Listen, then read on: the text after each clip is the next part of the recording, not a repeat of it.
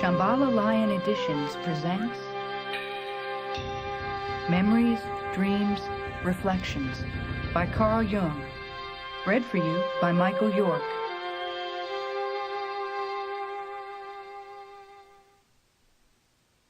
Prologue. My life is the story of the self-realization of the unconscious. Everything in the unconscious seeks outward manifestation, and the personality, too, desires to evolve out of its unconscious conditions and to experience itself as a whole. I cannot employ the language of science to trace this process of growth in myself, for I cannot experience myself as a scientific problem. Thus it is that I have now undertaken, in my 83rd year, to tell my personal myth. I can only make direct statements, only tell stories. Whether or not the stories are true is not the problem. The only question is whether what I tell is my fable, my truth. Life has always seemed to me like a plant that lives on its rhizome or root.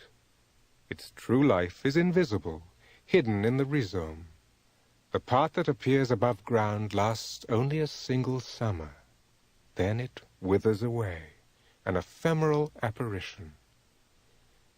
When we think of the unending growth and decay of life and civilizations, we cannot escape the impression of absolute nullity. Yet I have never lost a sense of something that lives and endures underneath the eternal flux. What we see is the blossom which passes. The rhizome remains. In the end, the only events in my life worth telling are those when the imperishable world erupted into this transitory one. That is why I speak chiefly of inner experiences, amongst which I include my dreams and visions. These form the prima materia of my scientific work. They were the fiery magma out of which the stone that had to be worked was crystallized. First years. When I was 6 months old, my parents moved from Kessville on Lake Constance to Laufen, the castle and vicarage above the falls of the Rhine. This was in 1875. My memories begin with my 2nd or 3rd year. I recall the vicarage, the garden, the laundry house, the church, the castle, the falls, the small castle of Wurt, and the sexton's farm. These are nothing but islands of memory afloat in a sea of vagueness, each by itself, apparently with no connection between them. One memory comes up, which is perhaps the earliest of my life, and is indeed only a rather hazy impression. I am lying in a pram, in the shadow of a tree. It is a fine, warm summer day, the sky blue and golden sunlight darting through the green leaves. The hood of the pram has been left up. I have just awakened to the glorious beauty of the day and have a sense of indescribable well-being. I see the sun glittering through the leaves and blossoms of the bushes. Everything is wholly wonderful, colorful, and splendid. Yet another image. I am restive, feverish, unable to sleep. My father carries me in his arms, paces up and down, singing his old student songs. To this day I can remember my father's voice, singing over me in the stillness of the night. I was suffering, so my mother told me afterward, from general eczema. Dim intimations of trouble in my parents' marriage hovered around me. My illness, in 1878, must have been connected with a temporary separation of my parents. My mother spent several months in a hospital in Basel, and presumably her illness had something to do with the difficulty in the marriage. An aunt of mine, who was a spinster and some 20 years older than my mother, took care of me. I was deeply troubled by my mother's being away. From then on, I always felt mistrustful when the word love was spoken. The feeling I associated with woman was for a long time that of innate unreliability. father, on the other hand, meant reliability and powerlessness. That is the handicap I started off with. Later, these early impressions were revised. I have trusted men, friends, and been disappointed by them. And I have mistrusted women, and was not disappointed. These are my outward memories.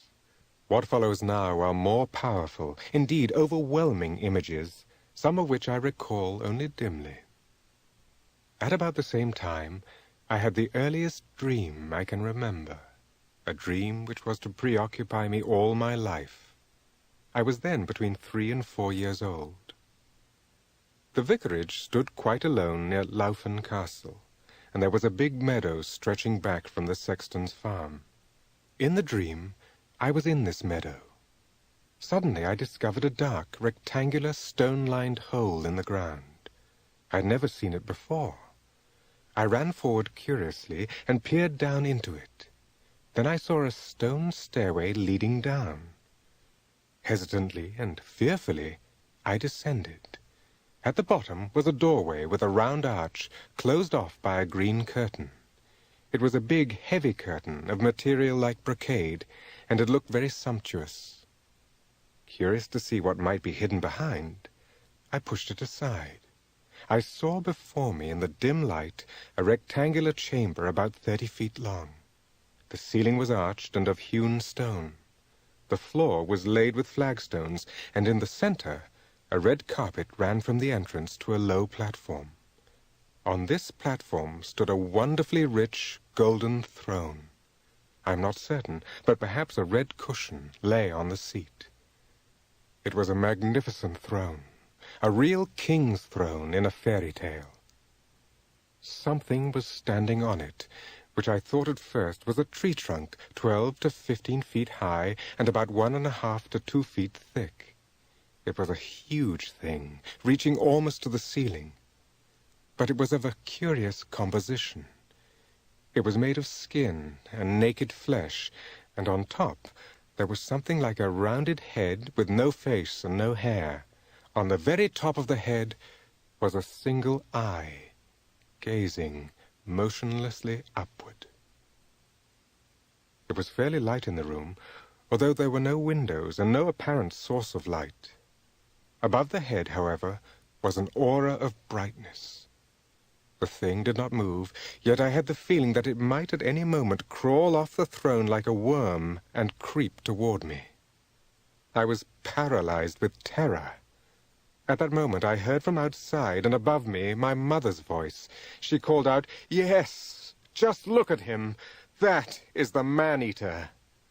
That intensified my terror still more, and I awoke, sweating and scared to death. For many nights afterward I was afraid to go to sleep, because I feared I might have another dream like that one. This dream haunted me for years. Only much later did I realize that what I had seen was a phallus. And it was decades before I understood that it was a ritual phallus. The abstract significance of the phallus is shown by the fact that it was enthroned by itself. The hole in the meadow probably represented a grave. The grave itself was an underground temple whose green curtain symbolized the meadow. In other words, the mystery of earth with her covering of green vegetation. The carpet was blood red. What about the vault?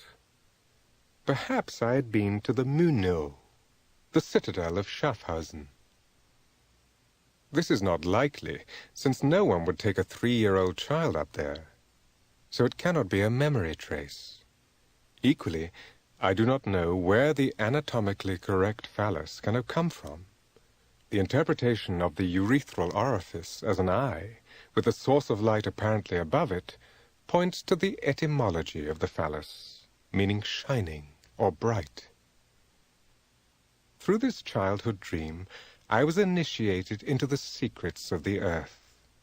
What happened then was a kind of burial in the earth, and many years were to pass before I came out again. Today I know that it happened in order to bring the greatest possible amount of light into the darkness. It was an initiation into the realm of darkness. My intellectual life had its unconscious beginnings at that time. Soon after I was 6, my father began giving me Latin lessons, and I also went to school. I did not mind school. It was easy for me, since I was always ahead of the others and had learned to read before I went there. However, I remember a time when I could not read, but pestered my mother to read aloud to me out of the Orbis Pictus, an old, richly illustrated children's book, which contained an account of exotic religions, especially that of the Hindus. There were illustrations of Brahma, Vishnu, and Shiva, which I found an inexhaustible source of interest. My mother later told me that I always returned to these pictures. Whenever I did so, I had an obscure feeling of their affinity with my original revelation, which I never spoke of to anyone. It was a secret I must never betray. Indirectly, my mother confirmed this feeling, for the faint tone of contempt with which she spoke of heathens did not escape me. I knew that she would reject my revelation with horror, and I did not want to expose myself to any such injury. This unchildlike behavior was connected on the one hand with an intense sensitivity and vulnerability, and on the other hand, and this especially, with the loneliness of my early youth. My sister was born 9 years after me, so I played alone and in my own way. Unfortunately, I cannot remember what I played. I recall only that I did not want to be disturbed. One of my reasons for liking school was that there I found at last the playmates I had lacked for so long. At school, I also discovered something else.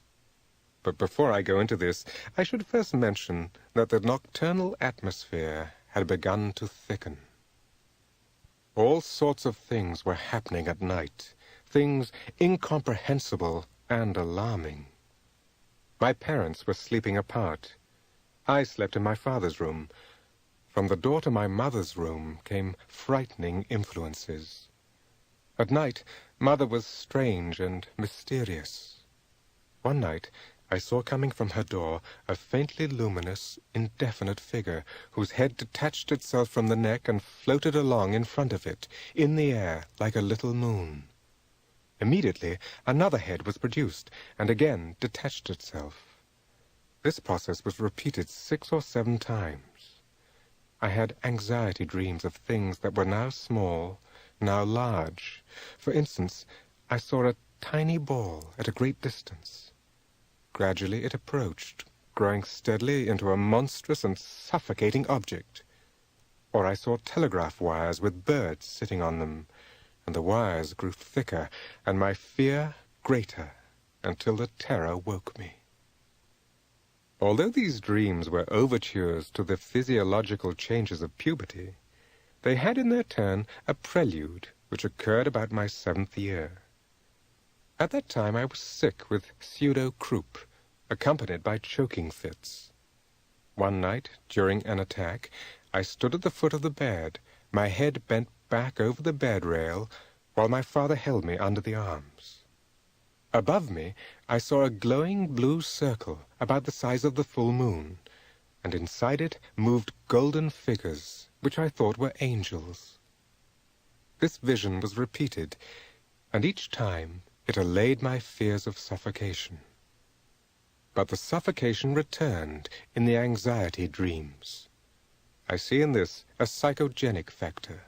The atmosphere of the house was beginning to be unbreathable. I had in those days a yellow varnished pencil case, of the kind commonly used by primary school pupils, with a little lock and the customary ruler. At the end of this ruler I now carved a little mannequin, about 2 inches long, with frock coat, top hat, and shiny black boots.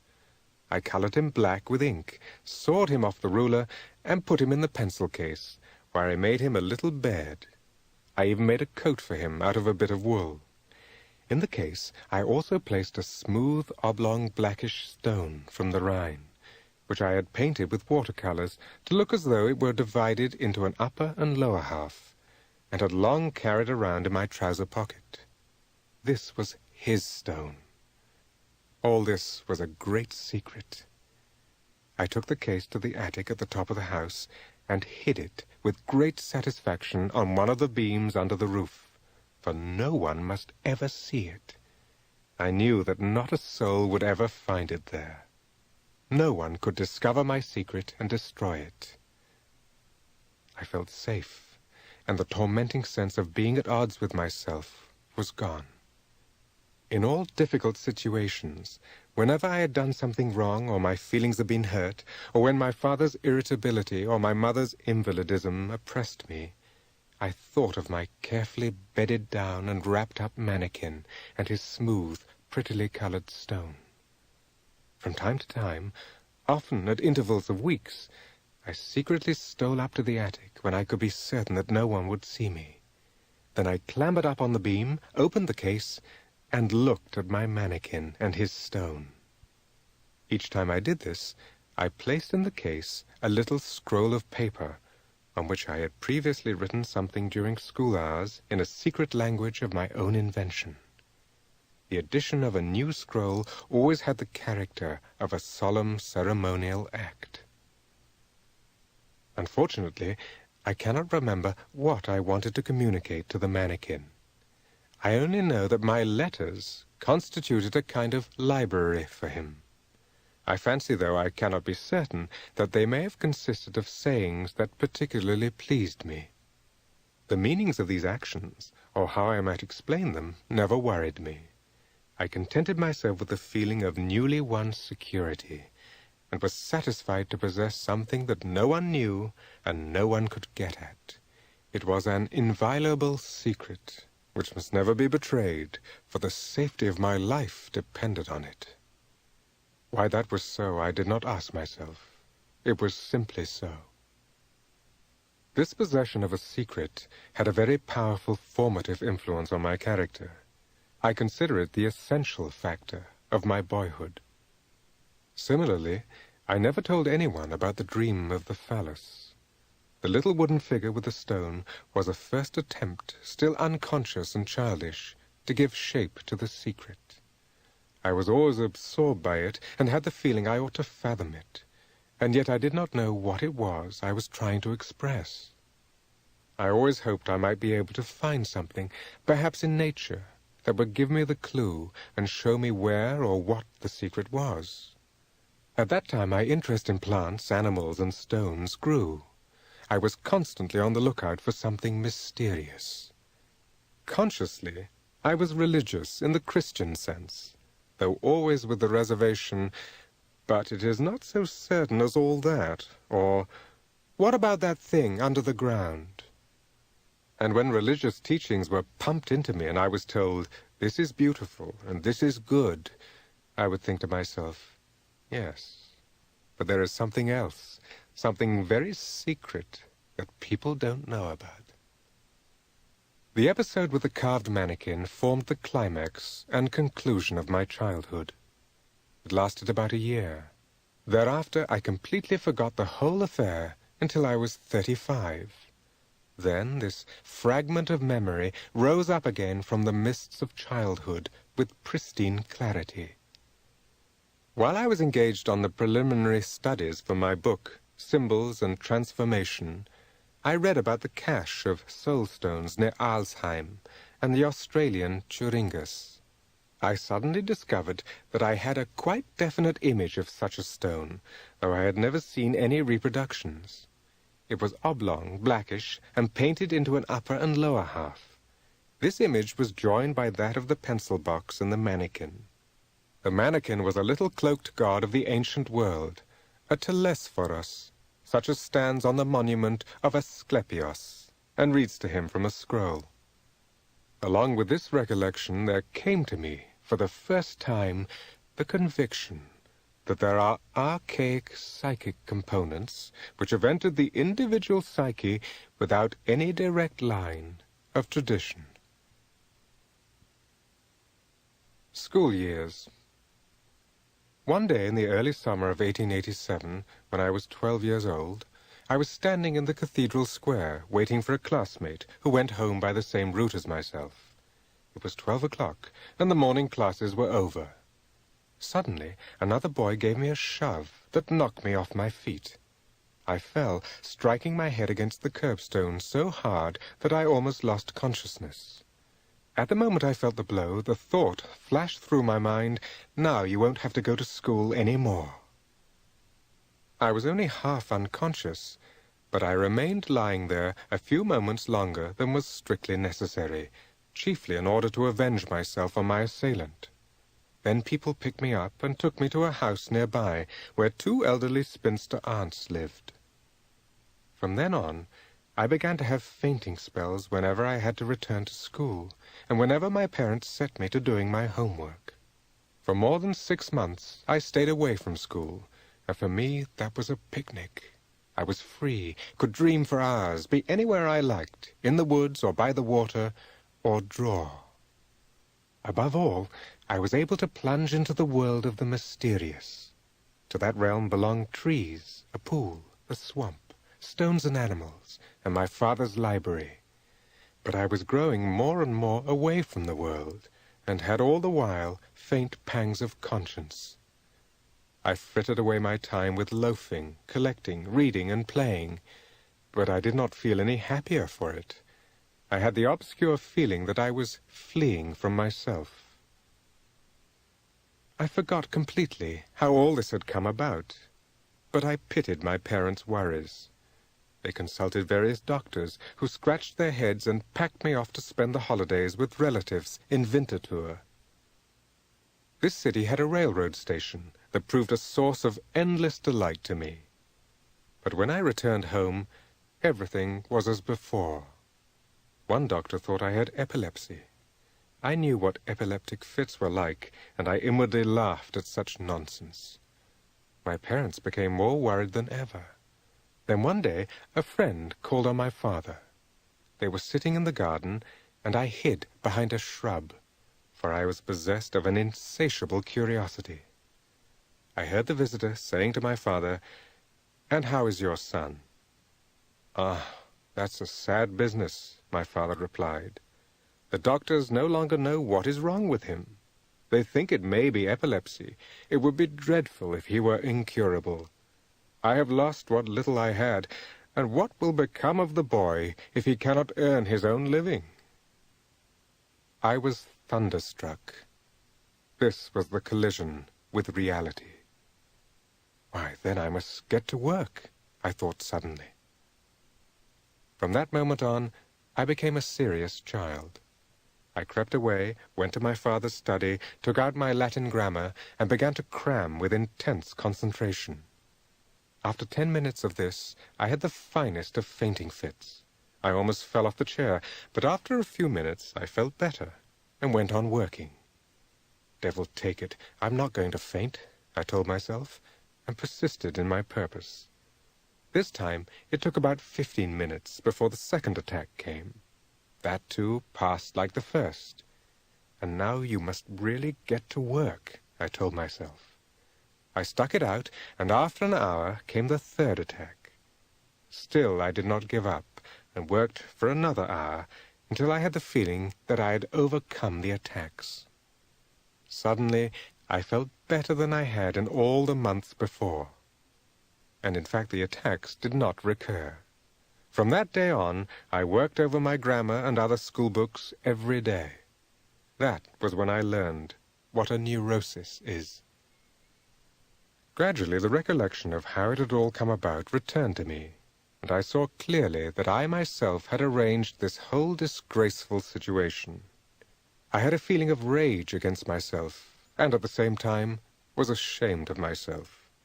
For I knew that I had wronged myself and made a fool of myself in my own eyes. Nobody else was to blame. I was the cursed renegade.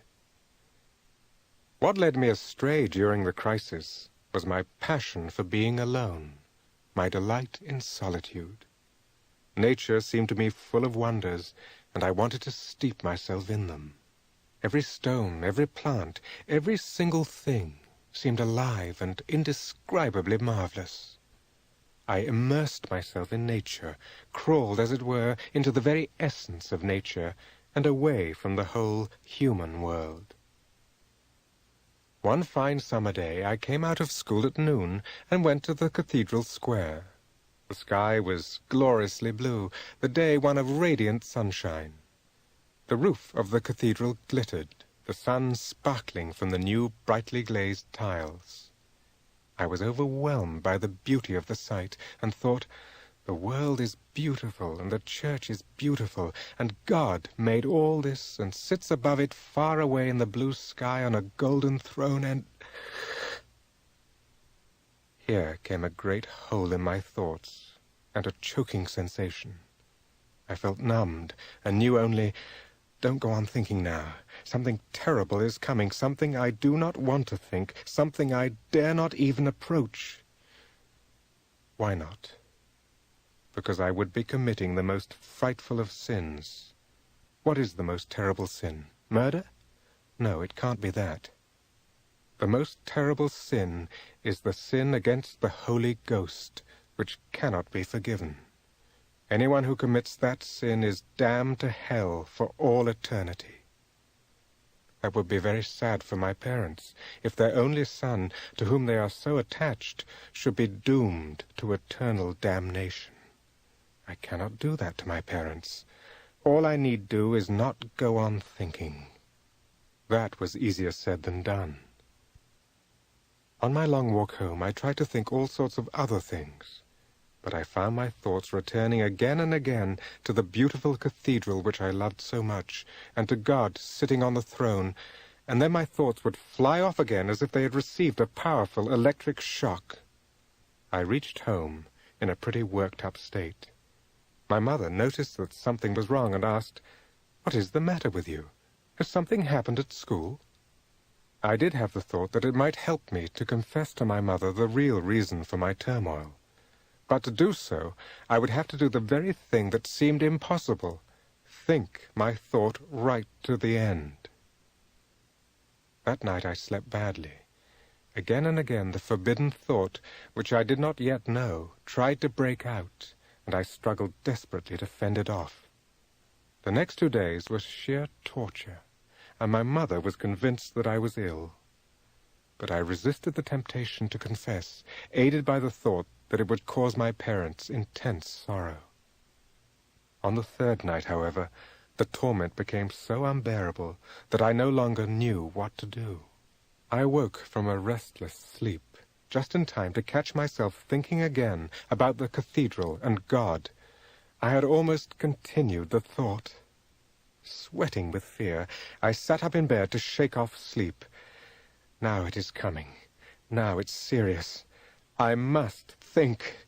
It must be thought out beforehand. Why should I think something I don't know and don't want to know? Where does this terrible will come from? And why should I be the one to be subjected to it? I haven't done this or wanted this. It has come on me like a bad dream. Where do such things come from? This has happened to me without my doing. Why? After all, I didn't create myself. I came into this world the way God made me. That is, the way I was shaped by my parents. Or can it have been that my parents wanted something of this sort? But my good parents would never have had any thoughts like that. Nothing so atrocious would ever have occurred to them.